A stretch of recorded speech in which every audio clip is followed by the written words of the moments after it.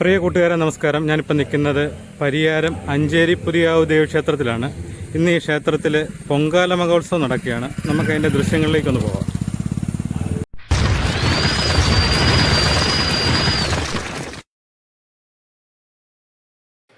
ഇത് അഞ്ചേരി പുതിയകാവ് ഭദ്രകാളി ദേവീക്ഷേത്രം. നൂറ്റാണ്ടുകൾ പഴക്കമുള്ള പുതുപ്പള്ളി ഗ്രാമപഞ്ചായത്തിൽ 12-ാം വാർഡിൽ സ്ഥിതി ചെയ്യുന്ന അതിപുരാതന ക്ഷേത്രമാണ് അഞ്ചേരി പുതിയകാവ്. രാജഭരണകാലത്ത് സ്ഥാപിതമായതാണ് ഈ പുണ്യപുരാണ ക്ഷേത്രം. അഞ്ചേരി പുതിയകാവിലമ്മ എന്ന് പറഞ്ഞാൽ വിളിച്ചാൽ വിളിപ്പുറത്താണ്. ഒരു നാടിൻ്റെ മുഴുവൻ ഐശ്വര്യം പ്രദാനം ചെയ്യുന്ന പുതിയകാവിലമ്മ. അമ്മയുടെ മണ്ണിൽ ഇന്ന് 2ാമത്തെ പൊങ്കാലയാണ് ഇവിടെ നടക്കുന്നത്. ഈ ക്ഷേത്രത്തിന് സമീപം പണ്ട് കാലത്തൊരു കൊട്ടാരം വരെ ഉള്ളതായിട്ട് പഴമയുള്ള ആൾക്കാർ പറഞ്ഞു കേട്ടിട്ടുണ്ട്. വളരെ മനോഹരമായി പുതുപ്പള്ളി ഗ്രാമപഞ്ചായത്ത് സ്ഥിതി ചെയ്യുന്ന ക്ഷേത്രമാണ് അഞ്ചേരി പുതിയകാവ് ഭദ്രകാളി ദേവീക്ഷേത്രം. മാർച്ച് ഏപ്രിൽ മാസങ്ങളിലായിട്ടാണ് ഈ ക്ഷേത്രത്തിലെ മീനഭരണി മഹോത്സവം കൊണ്ടാടുന്നത്. അതോടൊപ്പം തന്നെ ഭാഗവത സപ്താഹ യജ്ഞമൊക്കെ നടക്കപ്പെടുന്നുണ്ട്.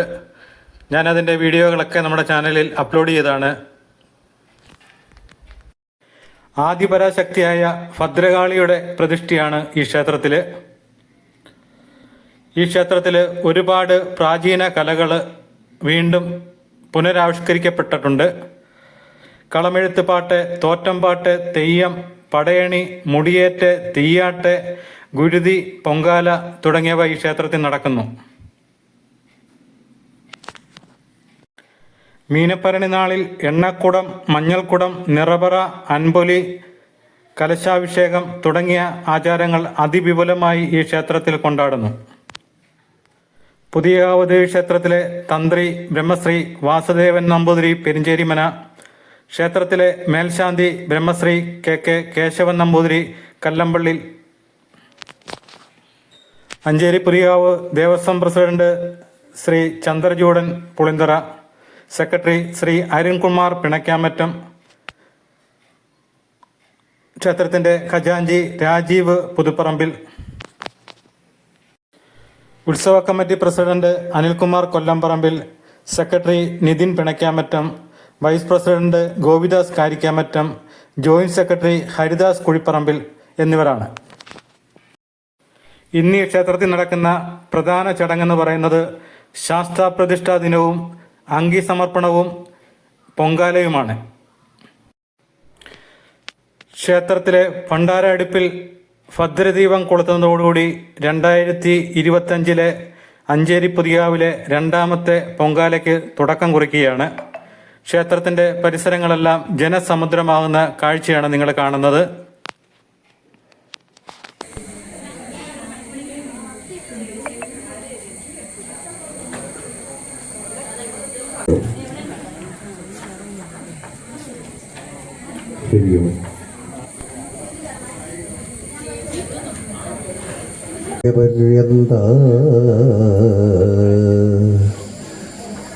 വന്ദേ ഗുരുപരംപര.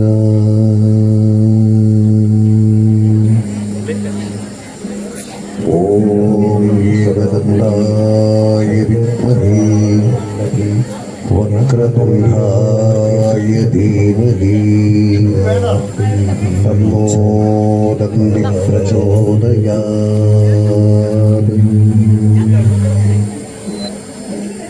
യാ കുന്ദേന്ദു തുഷാരഹാരധവള യാ ശുഭ്രവക്രാവൃത യാ വീണാവരദണ്ഡമണ്ഡിരകര യാ ശ്വേതപദ്മാസന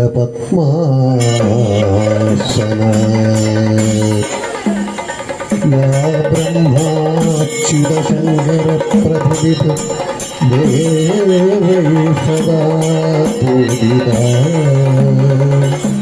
സാമാം പാതു ഭഗവതി സരസ്വതി വിശേഷയാഭ്രാതഃ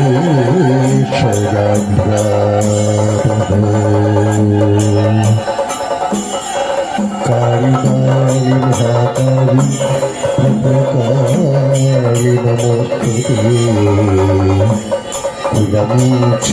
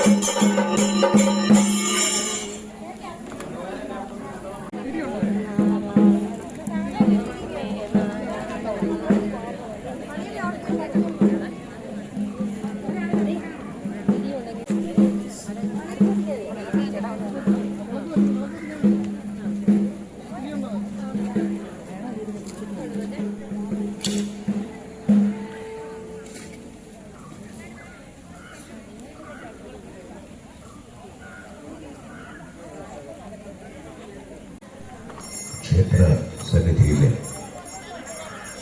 പ്രധാനത്തിന് അഗ്നി ഭക്തജനങ്ങളുടെ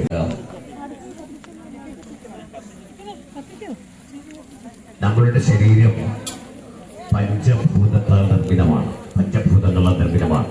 അപ്പൊ പഞ്ചഭൂതങ്ങൾ നോക്കുമ്പോൾ ചോദിക്കുമ്പോൾ ആകാശം, ഭൂമി, ജലം, അഗ്നി, വായു ഇങ്ങനെയുള്ള പഞ്ചഭൂതങ്ങളാൽ നിർമ്മിതമാണ് നമ്മുടെ ശരീരം എന്ന് പറയുന്നത്. നമ്മൾ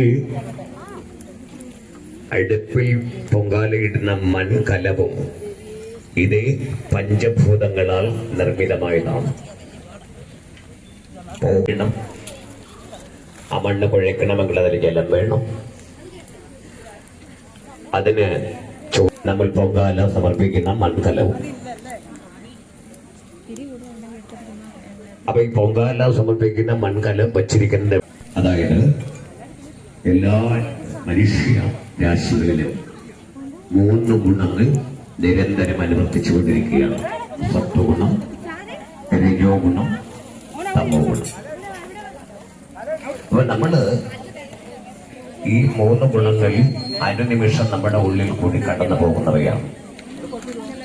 നമ്മള് ഭക്തിപുരസരം ഒരു ക്ഷേത്ര സന്നിധിയിൽ ഇരിക്കുന്ന സമയത്ത് നമ്മുടെ മനസ്സ് ഭഗവത് സമർപ്പണത്തോടു കൂടി ഇരിക്കുകയാണെങ്കിൽ നമ്മുടെ ഉള്ളിലുള്ള ഗുണമേതായിരിക്കും? സത്വഗുണമായിരിക്കും.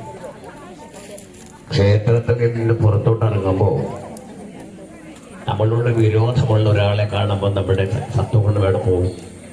രജോ ഗുണത്തിലേക്ക് മാറും.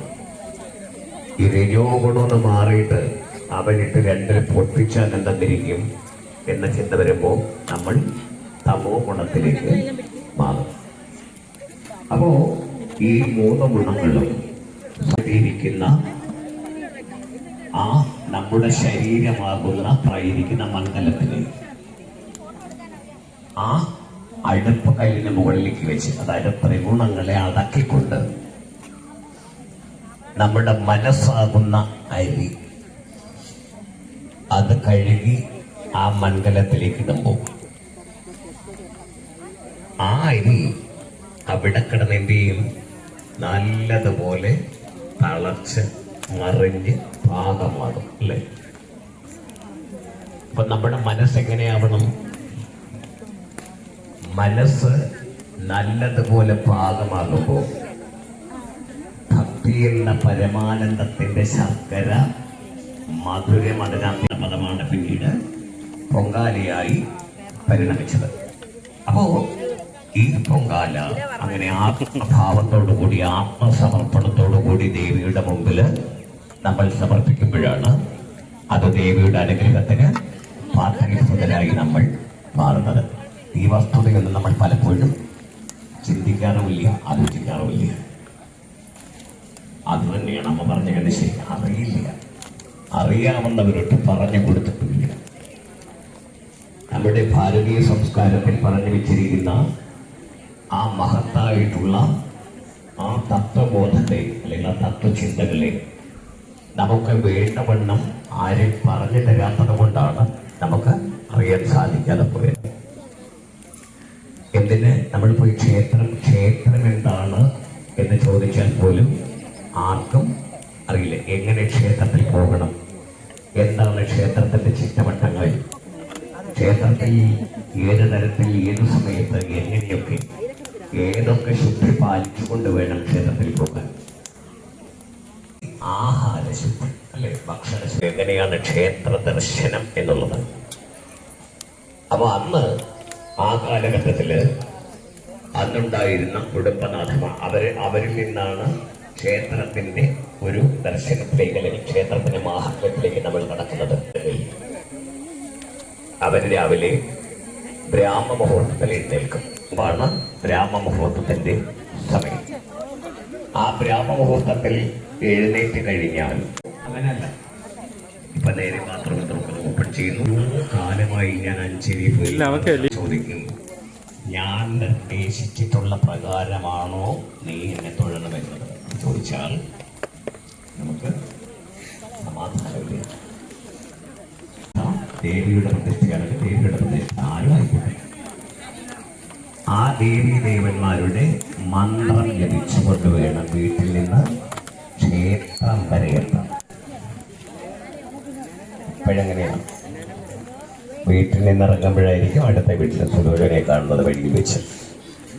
സുലോചനയോട് ചോദിക്കും, മാർക്കറ്റിൽ എത്ര നല്ല മീനുണ്ട്, അതാണ് ഇതാണ് കാര്യങ്ങളൊക്കെ പറഞ്ഞ് സംസാരിച്ച് വരും.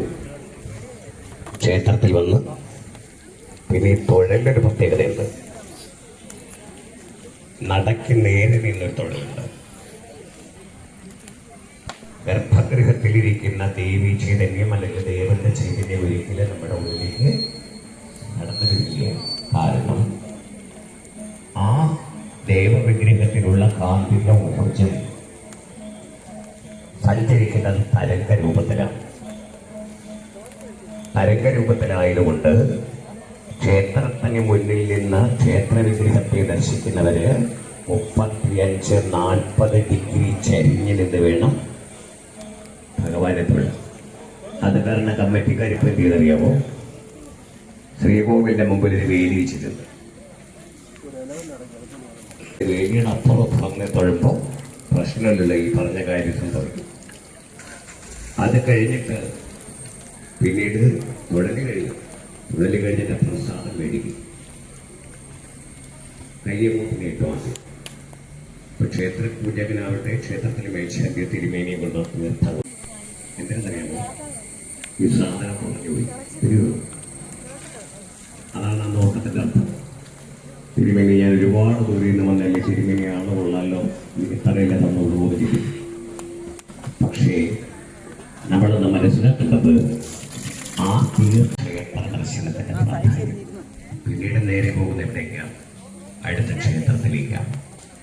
ചെരുപ്പൂരിടണം എന്ന് പറഞ്ഞാൽ ആ ഭഗവാന്റെ ദേവശരീരത്തിന്റെ പാദം, ഈ ചുറ്റുമതിലാണ് ദേവന്റെ പാദം.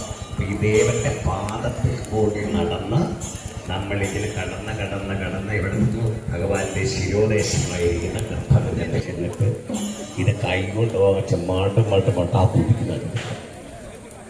ചില ആൾക്കാരുടെ കുപ്പിയിൽ മേടിച്ചിട്ടു. അതാന്തരം ഗത്വ എന്നാണ്. വലത് കാലിന്റെ തള്ളവിരൽ ഇടത് കാലിന്റെ ഉപ്പൂറ്റിയിൽ സ്പർശിച്ചിരിക്കണം നടന്നു പോകുമ്പോൾ. അതായത് അതിന് പ്രത്യേക സംവിധാനങ്ങളൊക്കെ ഉണ്ടാകാൻ വേണ്ടിയിട്ട് അല്ലേ? അവിടെ ഇരുന്നിട്ട് ഒരു മന്ത്രം ചെല്ലണം. അതിനകത്ത് ആ വയസ്സായ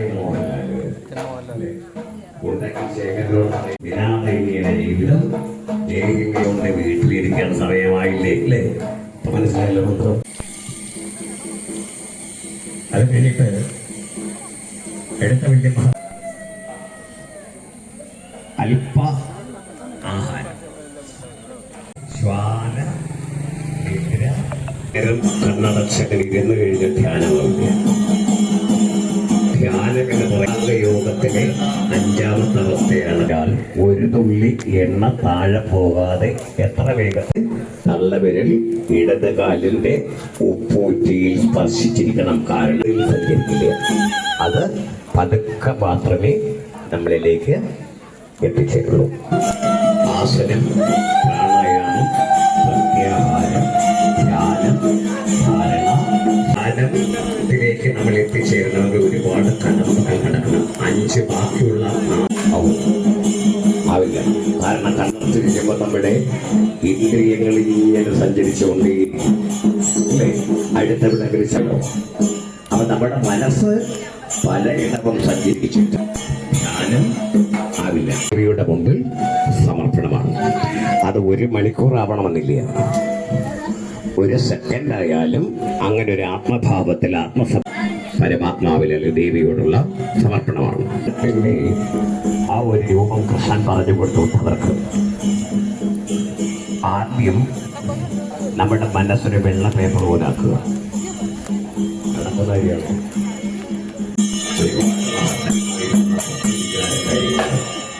നമ്മുടെ പുരാണങ്ങളിൽ കൂടി നമ്മുടെ ഉപനിഷത്തുകളിൽ എല്ലാ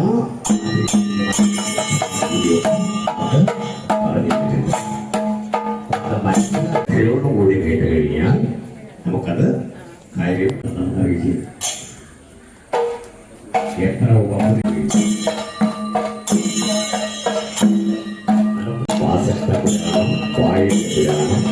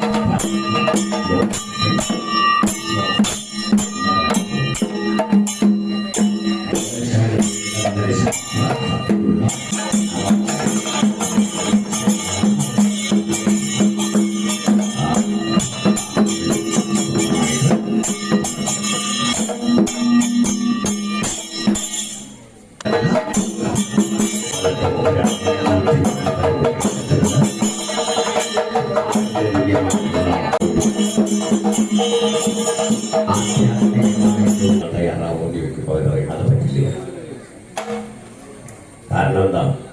എല്ലാവരും ഗണപതി ഇഷ്ടപ്പെടുന്നില്ല. കാരണം ഗണപതിക്ക് ഉള്ള ആൾക്കാർ ചോദിക്കും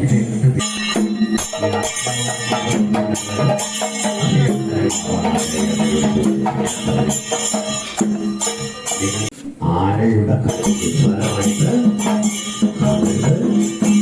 എല്ലാത്തിനെയും അതിൻ്റെതായ സീരിയസ്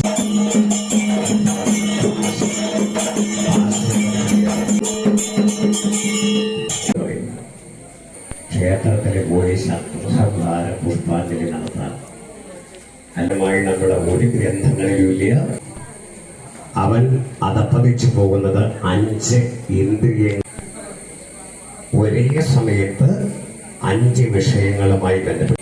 ഈ അടുത്ത കയ്യിരിക്കുന്നതാണ് ഈ അറിവുകളൊക്കെ നമുക്ക് ഇവിടെ അനുസരിച്ച് അത് നടത്തിയാൽ മാത്രമേ അതുകൊണ്ട് ഉപയോഗമുള്ളൂ. 8ാമത്തെ കാര്യം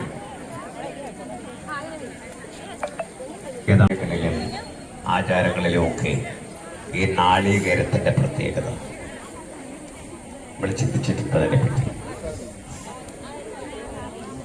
ഒരു മനുഷ്യന്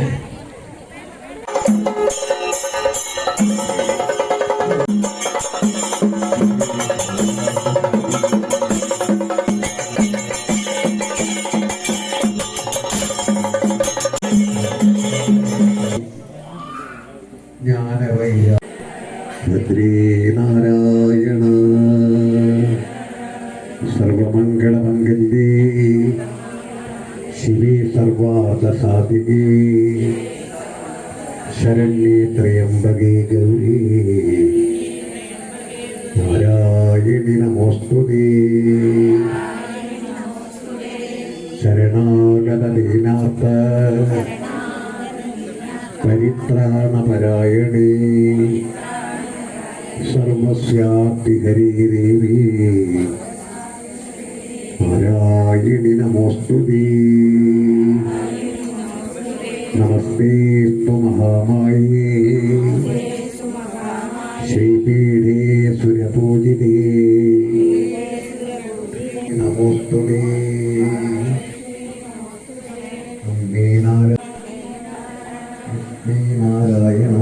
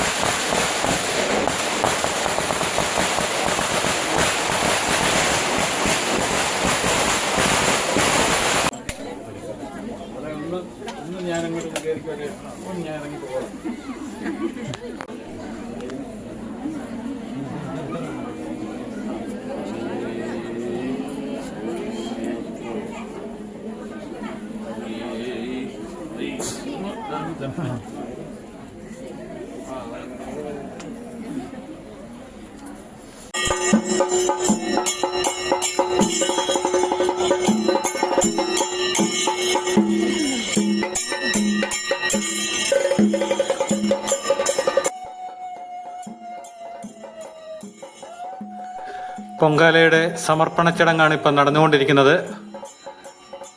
എന്നാൽ പെട്ടെന്ന് ഒരു അനൗൺസ്മെൻറ്റ് കേട്ട് ഞാൻ ഞെട്ടിപ്പോയി. കാരണം ക്ഷേത്ര ഭരണസമിതി എന്നെ ക്ഷേത്രത്തിൻ്റെ മുൻപിലേക്ക് വിളിപ്പിച്ചു. ഇനിയും ബാക്കിയുള്ള കാര്യങ്ങൾ നിങ്ങൾ കാണുക. അവർ തന്ന ഈ സ്നേഹാദരവത്തിന് ഹൃദയത്തിൻ്റെ ഭാഷയിൽ ഒരുപാട് നന്ദി ഈ പുതിയകാവ് ദേവീക്ഷേത്രം ഭരണസമിതിയോടും ഇവിടെ വന്ന ഭക്തജനങ്ങളോടും എല്ലാം ഞാൻ സമർപ്പിക്കുന്നു. പുതിയകാവിലമ്മയുടെ പേരിൽ സമർപ്പിക്കുന്നു.